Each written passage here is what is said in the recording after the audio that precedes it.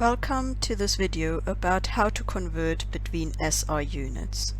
Before we start practicing how to convert between SI units, we need to look at the prefixes that you can put in front of the units. And the prefixes that you need to know about are mega, kilo, milli, micro, and nano. And if we put those in front of a unit, meters in this example, we get megameters, kilometers, meters, millimeters, micrometers, and nanometers. Now, if we convert between units and we go down this table, we have to times by 1000 between each step. So if I want to go from kilometers to meters, I need to times by 1000. So that means that 1 kilometer times by 1000 would be 1000 meters.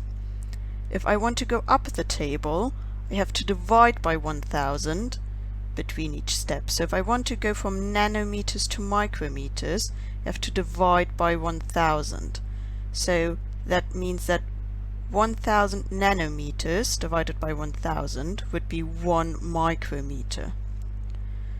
Before we begin looking at some examples, we just need to remind ourselves of some common SI units. We already talked about distance. The unit is meters and the symbol m. For time, the unit is seconds with the symbol s. Mass has the unit grams with the symbol g. Force has the unit newton and the symbol n. Energy has the unit joule with the symbol J, and power has the unit watts with the symbol W. Now, these are some very common measurements you can take in science. There are, of course, many more that are not included in this table, but this one includes some of the most common ones, but also some of the ones that we are going to use in this video. So let us look at our first example. The image of a cell from a microscope is 20 millimeters. How large is the image in micrometers? So if we look at our table, we see that if we go from millimeters to micrometers, we have to times by 1000. That means that we have to take the 20 millimeters and times them by 1000. That gives us 20,000 micrometers. Let us look at another example. In one day, a wind turbine can produce 1.5 megawatts. How much does it produce in watts? Again, we are going to look at our table, and we can see that if we want to go from megawatts to watts, we have to times by 1000 twice. So that means that we have 1.5 megawatts times 1000, and that gives us 1,500,000 watts. Now we are going to look at a third example. A white blood cell has a size of 8 micrometers.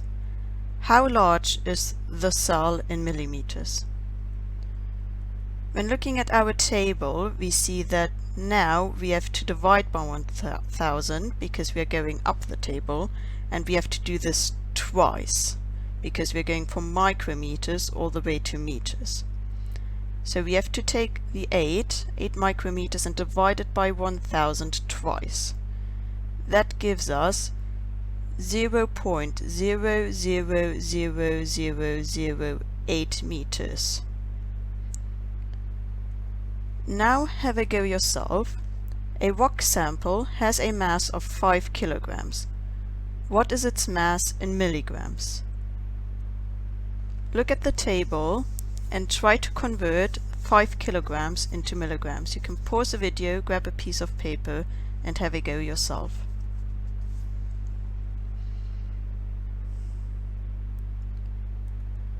To convert from kilograms into milligrams, we have to times by 1000 twice. So that means we get 5 kilograms times 1000 times 1000 which gives us 5 million milligrams. Now we are going to look at some examples that are taken from exam questions. What is becoming more common in exam questions is that they will give you values, but they will not all have the unit that you need to make the calculation. So you have to look at them and find out yourself if you have to convert any of those values and what you have to convert them to. So this question is: calculate the waist to hip ratio for a person with a waist measurement of 830 millimeters and a hip measurement of 0.95 meters. And we can see that we've got two different units here. We've got 830 millimeters and 0.95 meters. The formula to calculate waist to hip ratio is just taking the waist value and dividing it by the hip. If we took the values as they are right now, that would be 830 millimeters divided by 0.95 meters. But we need to actually convert one of those values.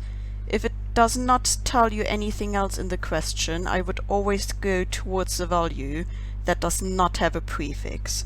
So that means that we have to convert the millimeters into meters. And to get there, we have to divide by 1000. So we have to take the 830 millimeters and divide them by 1000, which is 0.83 meters. Now to calculate the waist to hip ratio, we have 0.83 meters divided by 0.95 meters. And the answer is 0.87. Now let us look at a second example from an exam question.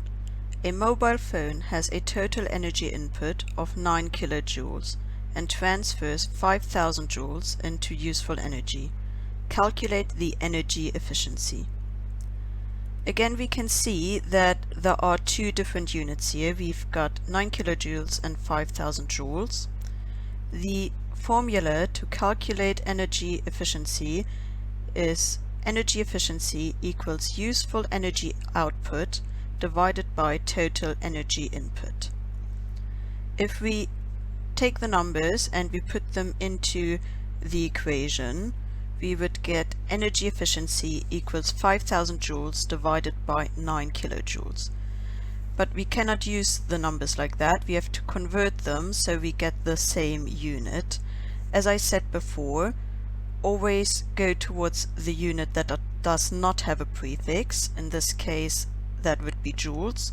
So we need to take the kilojoules and convert it to joules. That means we have to times by 1000. So we have to take the 9 kilojoules and times them by 1000. That gives us 9000 joules. We put these new numbers now into the formula. We get energy efficiency equals 5000 joules divided by 9000 joules, and that gives us an energy efficiency of 0.56.